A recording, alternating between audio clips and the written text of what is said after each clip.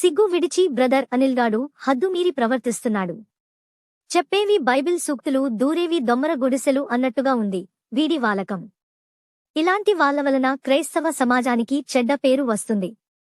కడప విమానాశ్రయంలో బ్రదర్ అనిల్ గాడు టీడీపీ నేతలు బీటెక్ రవి, మాజీ ఎమ్మెల్సీ దేవగుడి నారాయణరెడ్డితో సమావేశం జరిగింది. ఏపీలో రాజకీయ సమీకరణాలు అనూహ్యంగా మారుతున్నాయి. షర్మిల కాంగ్రెస్లో ఎంట్రీ వేళ కొత్త లెక్కలు తెరమీదకు వస్తున్నాయి. షర్మిల కాంగ్రెస్ నేతగా ఏపీలో కీలక పాత్ర పోషిస్తారని పెద్ద ఎత్తున ప్రచారం సాగుతోంది. ఇటు టీడీపీ, జనసేన పొత్తు వేళ బీజేపీ వీరితో కలుస్తుందా లేదా అనే డైలమా కొనసాగుతోంది. ఇదే సమయంలో జగన్ అభ్యర్థులను వరుసగా ఖరారు చేస్తున్నారు. ఈ సమయంలోనే కడప రాజకీయంలో అనూహ్య పరిణామం చోటు చేసుకుంది.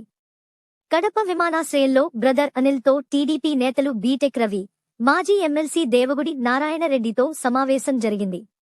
ఇది మర్యాదపూర్వక భేటీగా బీటెక్ రవి సోషల్ మీడియాలో పోస్టు చేశారు.